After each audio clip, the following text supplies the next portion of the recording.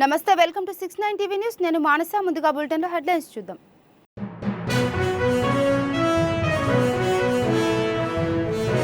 కంప్యూటర్లు డబ్బులు తెచ్చిపెట్టవని సీఎం చంద్రబాబు గుర్తించాలి. ప్రభుత్వం విద్యార్థుల సమస్యలు పరిష్కరించాలన్న మాజీ మంత్రి శైలజానాథ్.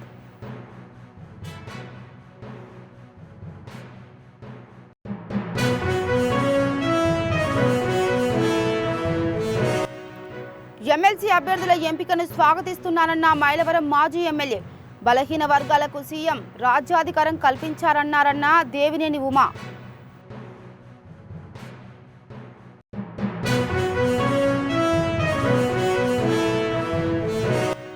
మార్కెట్ యార్డ్లో పడిగాపులు కాసిన పసుపు కొనుగోలు చేయకపోవడం లేదు. నిజామాబాద్ కలెక్టర్ కార్యాలయం ముందు ఆందోళన చేపట్టిన పసుపు రైతులు.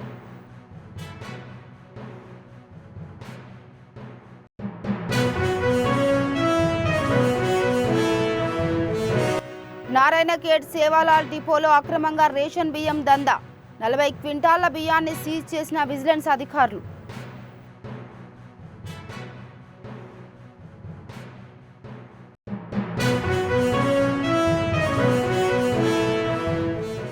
రైట్, ఇక డీటెయిల్స్కి వెళ్తే ఈ నెల 12న యువత పోరుబాట కార్యక్రమాన్ని నిర్వహిస్తున్నట్లు వైసీపీ నేత శైలజానాథ్ తెలిపారు.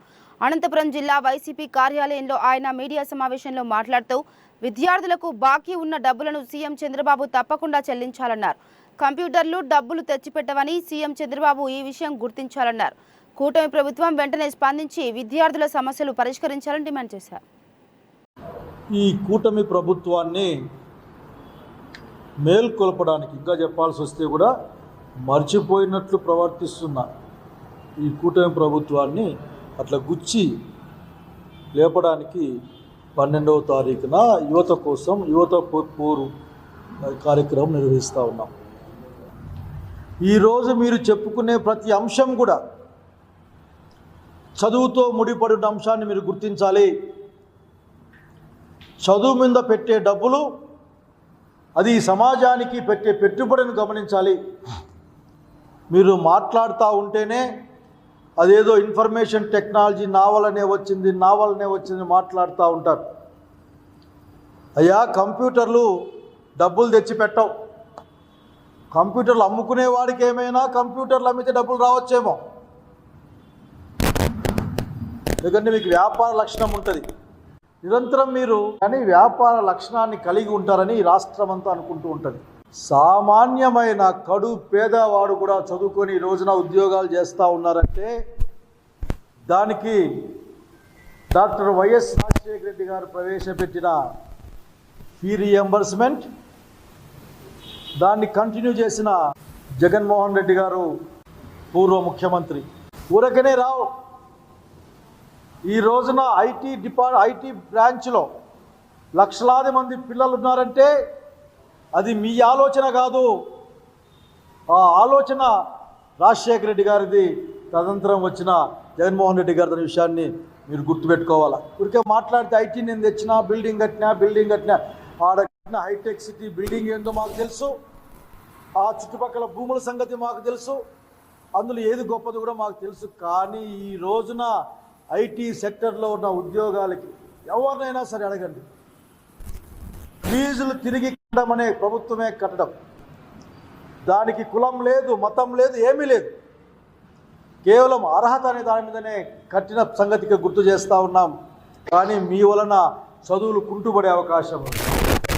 అక్కడక్కడ వింటున్నాం, హాల్ టికెట్లు ఇవ్వడం లేదు, సర్టిఫికెట్లు ఇవ్వడం లేదని వింటూ ఉన్నాం. మీరు మొత్తం బకాయిలు కట్టాలి. దాదాపు 3,700 కోట్లు ఉన్నాయవి. మీరు పెట్టిందేమో 2,600 కోట్లు. అప్పులు కడతారా? వచ్చే ఈ సంవత్సరంలో ఖర్చు పెడతారా? మీకు అర్థం కావాలా? మాకైతే భయం వేస్తూ ఉంది. ఎందుకంటే మీ బ్రెయిన్లో మీ యొక్క ఆలోచనలో చాలా కీలకమైన మార్పులు ఉంటాయి మిగతా వాళ్ళకంటే కూడా.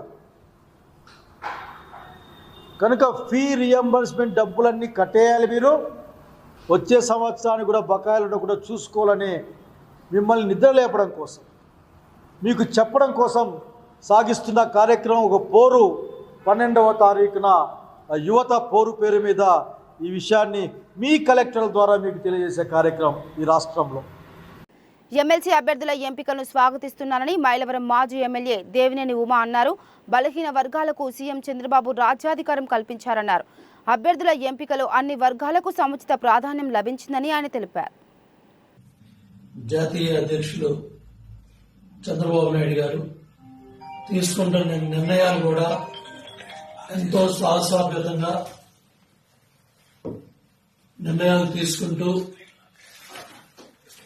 అభివృద్ధి కార్యక్రమాల్లో అందరినీ భాగస్వాములు చేస్తూ పార్టీని ప్రభుత్వాన్ని ముందుకు తీసుకెళ్తా ఉన్నారు.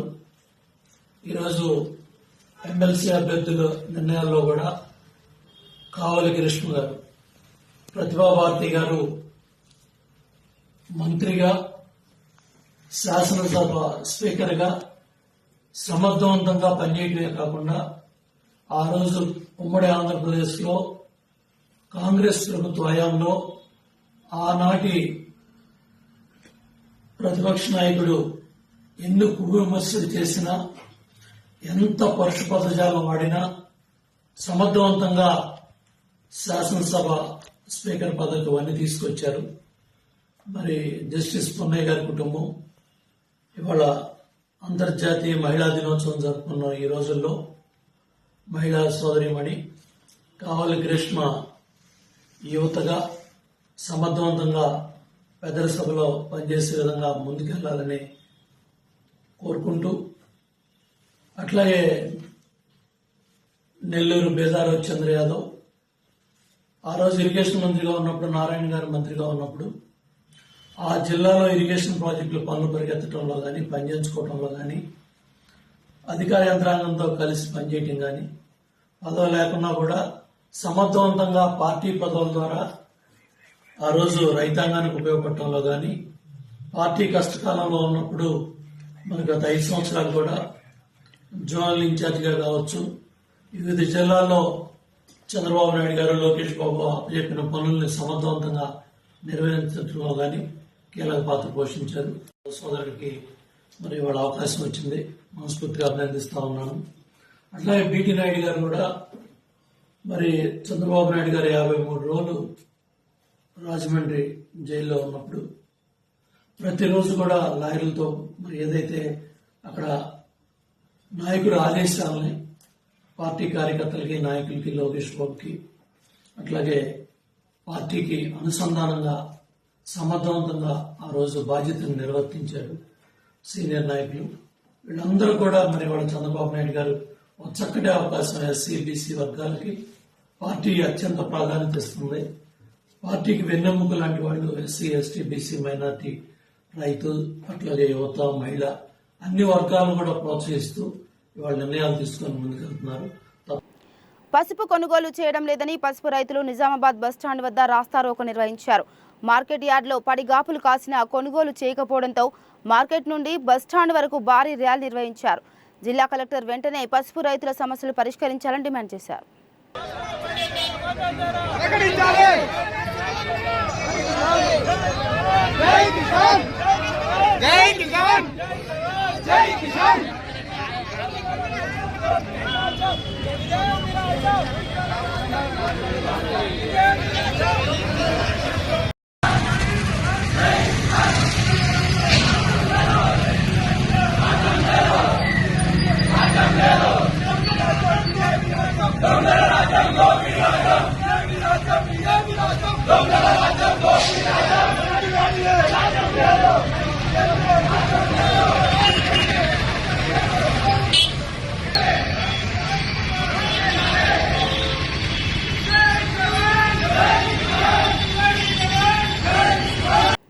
ఇక అమలాపురం కలెక్టర్ కార్యాలయం ఎదుట ఓడల రేవు గ్రామస్తులు ఆందోళన చేపట్టారు. ఓఎన్జీసీ తమ గ్రామాన్ని దత్తత తీసుకొని స్థానికులకు ఉద్యోగ అవకాశాలు కల్పించాలంటూ ఆందోళన నిర్వహించారు. 10 రోజులుగా గ్రామంలో నిరసన చేస్తున్న అధికారులు ఎవరూ పట్టించుకోకపోవడంతో కలెక్టర్ కార్యాలయం ఎదుట ఆందోళనకు దిగారు ఓడల రేవు గ్రామస్తులు. తక్షణమే ఓఎన్జీసీ అధికారులు గ్రామస్తులతో చర్చలు జరిపి సమస్యను పరిష్కరించాలని డిమాండ్ చేశారు. We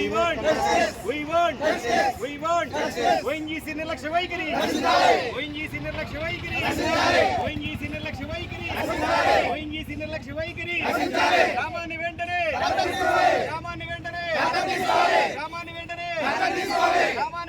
గ్రామాన్ని వెంటనే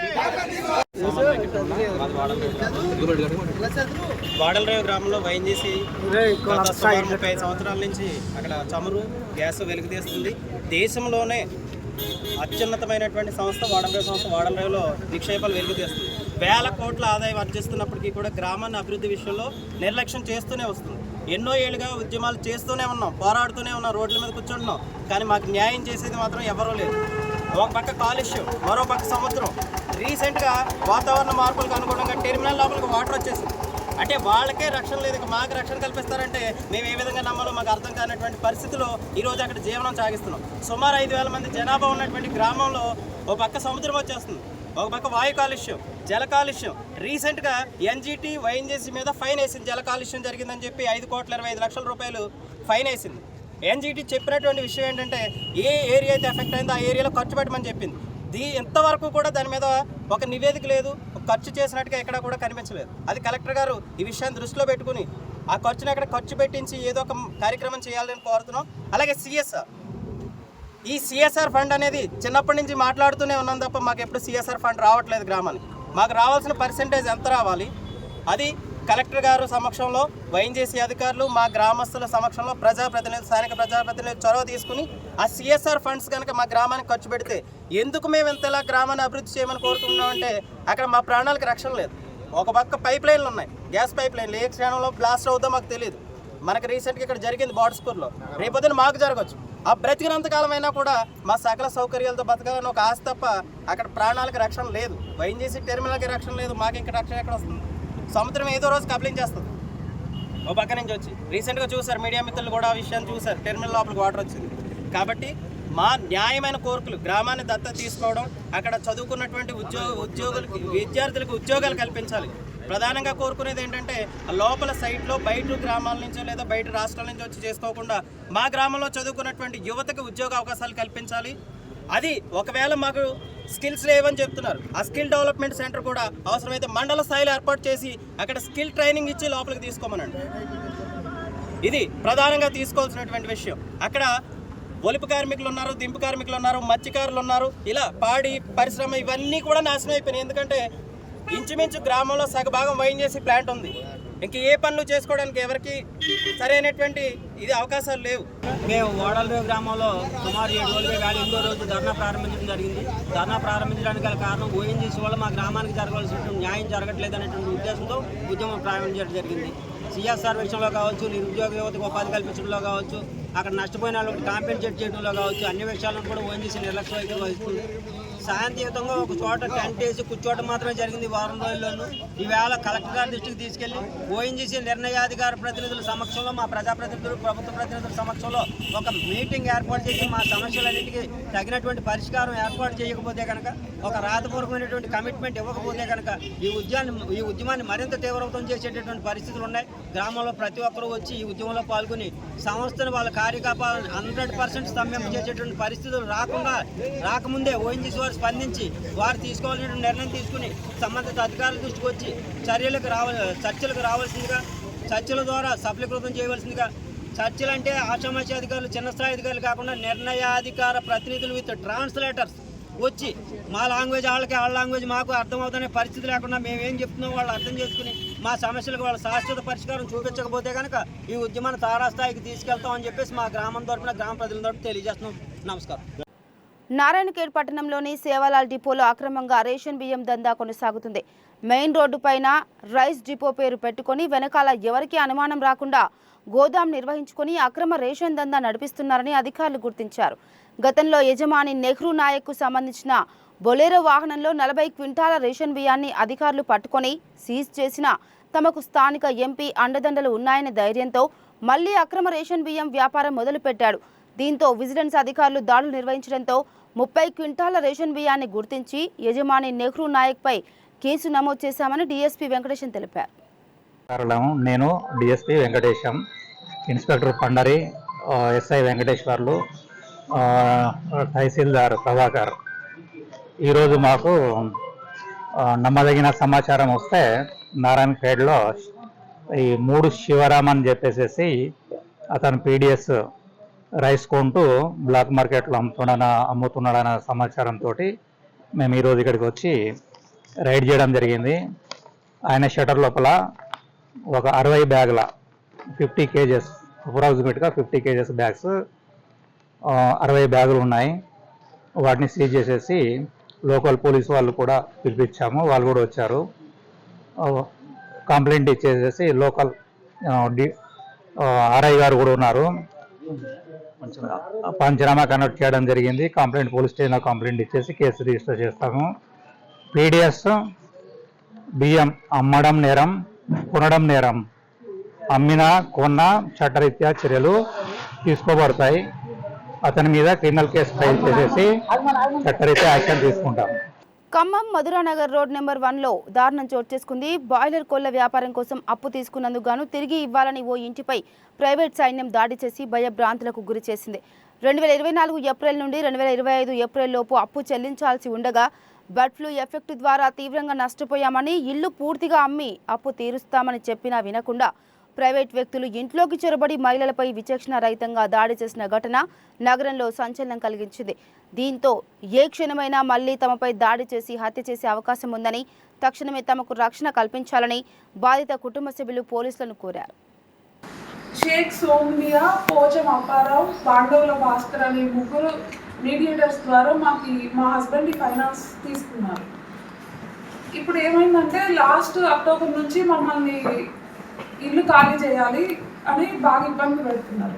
అప్పుడు ఇంటి మీదకి వచ్చి మా హస్బెండ్ మీదకి వచ్చి షేక్ సోమ్నియా వాళ్ళ అబ్బాయి ఖలీల్ పాషా గారు వచ్చి మా హస్బెండ్ మీద కొంచెం గొడవ చేశారు.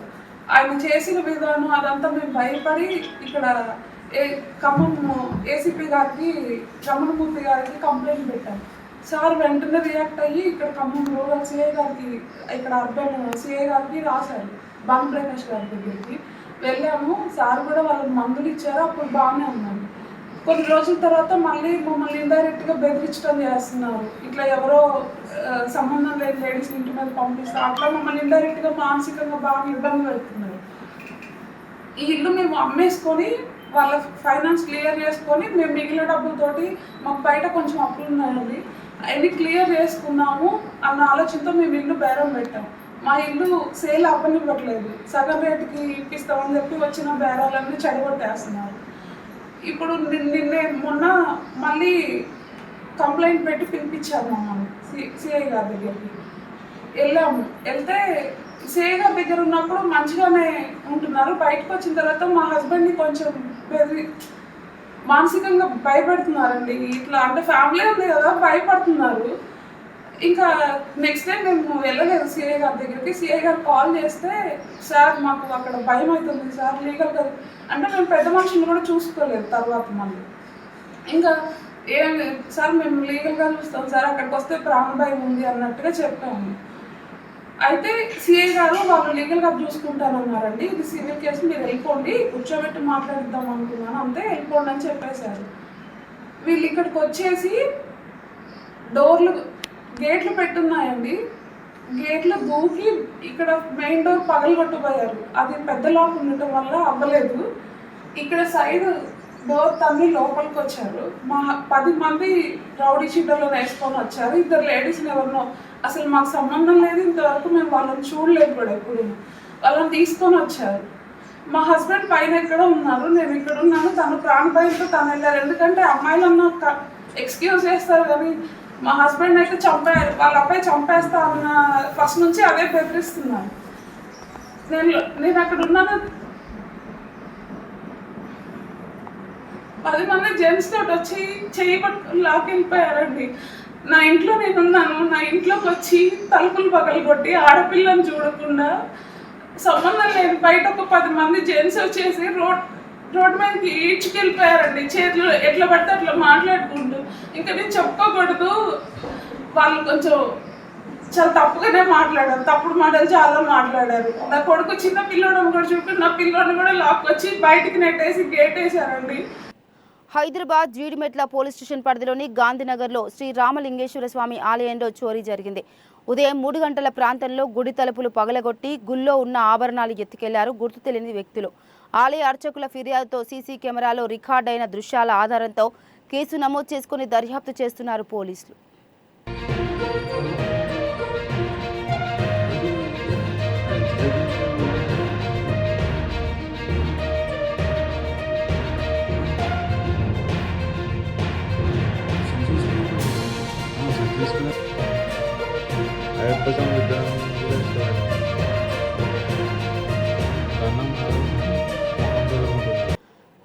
రంగంతో పాటు పౌల్ట్రీ, ఫిషరీస్ రంగంలో నానో టెక్నాలజీ ఉపయోగించడం వల్ల రైతులకు ఎంతో లాభదాయకంగా ఉంటుందని బయోఫ్యాక్టర్ ఎండి ఎల్ఎన్ రెడ్డి తెలిపారు. హైదరాబాద్ సెంట్రల్ యూనివర్సిటీ, బయోఫ్యాక్టర్ సంస్థలు కీలక ఒప్పందం కుదుర్చుకున్నాయి.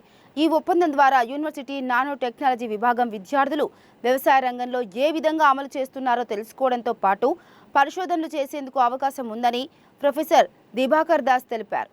రైతులను శక్తివంతం చేసేందుకు, ప్రపంచ ఆహార భద్రతను మెరుగుపరిచేందుకు నానో టెక్నాలజీ కీలకం కాబోతుందని తెలిపారు. మెమరాండమ్ ఆఫ్ అండర్స్టాండింగ్, దీంట్లో ముఖ్యంగా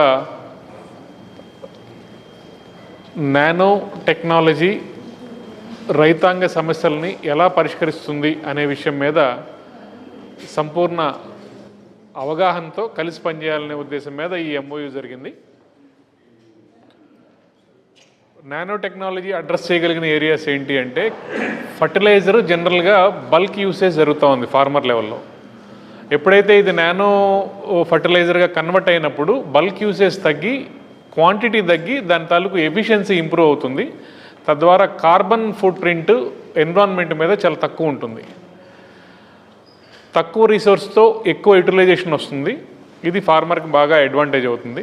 దీంతోపాటు బయోఫ్యాక్టరు, హెచ్సియు కలిసి పనిచేయడంలో ఉన్న మేజర్ అడ్వాంటేజ్ ఏంటి అంటే, బయోఫ్యాక్టర్ మేజర్గా బయోఫర్టిలైజర్ మీద పనిచేస్తుంది.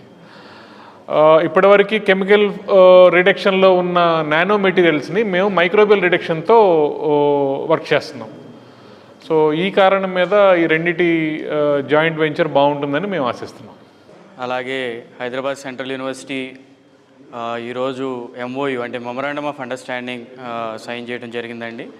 ఇది మరి ముఖ్యంగా బయోఫ్యాక్టర్ అన్న కంపెనీ ఏదైతే బయో ఫర్టిలైజర్స్ మీద, బయో పెస్టిసైడ్స్ మీద ఇప్పటివరకు ఉందో, తర్వాత నానో టెక్నాలజీ ఏదైతే ఈ మధ్యకాలంలో కొత్త కొత్త పొంతలు తొక్కుతుందో, వివిధ రంగాల్లోకి వెళ్తుందో, ఆ నానో టెక్నాలజీ మీద పనిచేయాలనే దిశగా ఆలోచిస్తున్నప్పుడు డాక్టర్ దిబాకర్ దాస్ అలాగే వారి బృందం మాకు ఎంతగానో వాళ్ళ పరిశోధనలు ఉపయోగపడతాయని మేము భావించాము.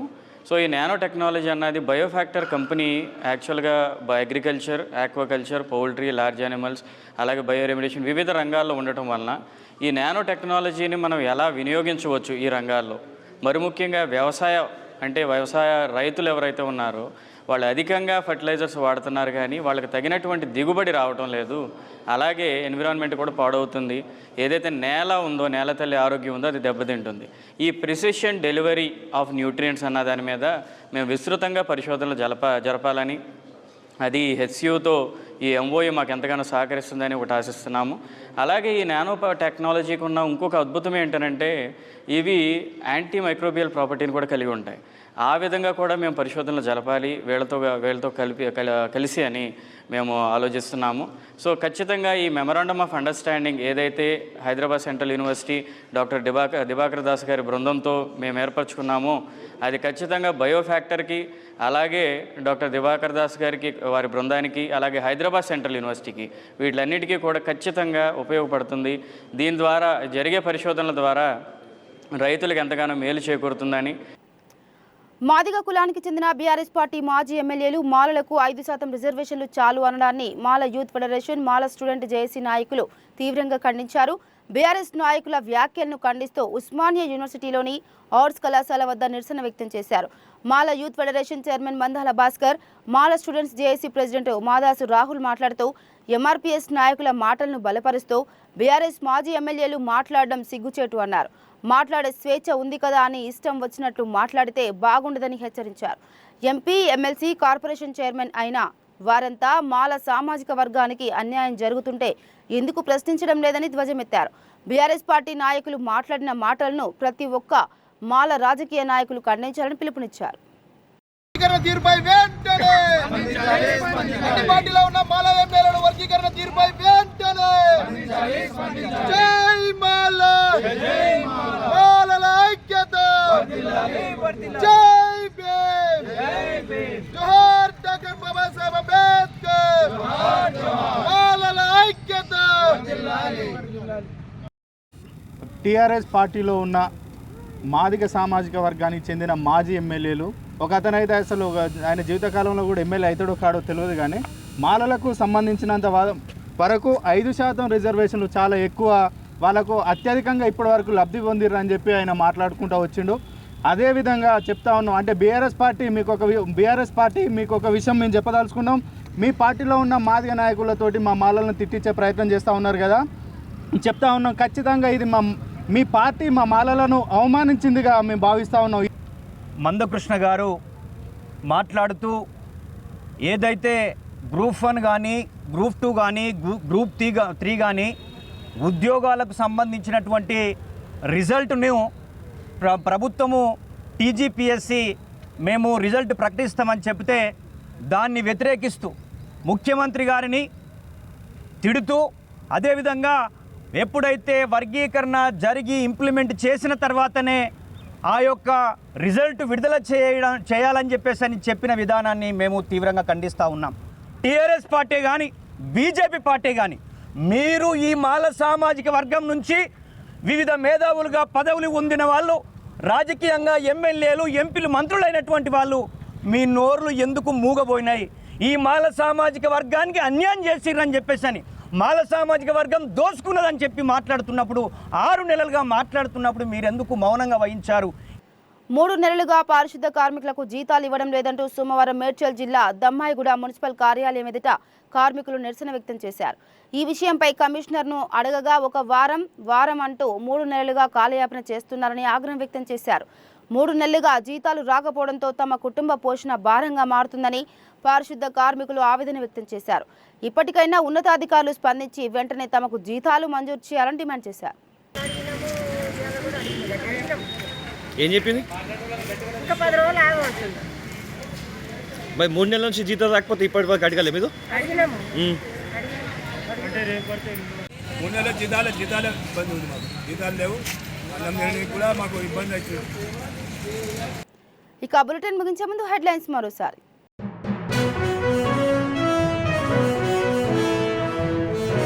కంప్యూటర్లు డబ్బులు తెచ్చిపెట్టవని సీఎం చంద్రబాబు గుర్తించాలి.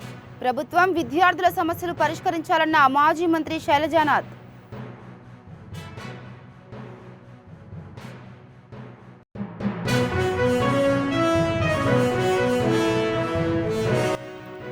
ఎమ్మెల్సీ అభ్యర్థుల ఎంపికను స్వాగతిస్తున్నానన్న మైలవరం మాజీ ఎమ్మెల్యే. బలహీన వర్గాలకు సీఎం రాజ్యాధికారం కల్పించారన్నారన్న దేవినేని ఉమా.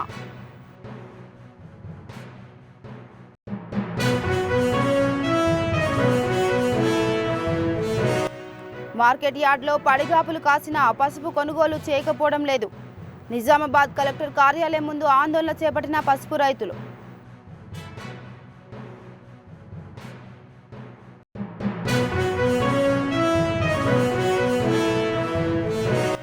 నారాయణ ఖేడ్ సేవాలాల్ డిపోలో అక్రమంగా రేషన్ బియ్యం దందా.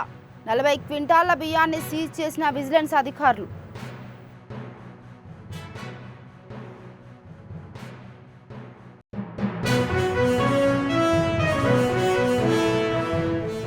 ఇవి బులెటిన్ అప్డేట్స్. మరో బులెటిన్తో మళ్ళీ కలుద్దాం. అంతవరకు చూస్తూనే ఉండండి 69 టీవీ న్యూస్. నమస్తే.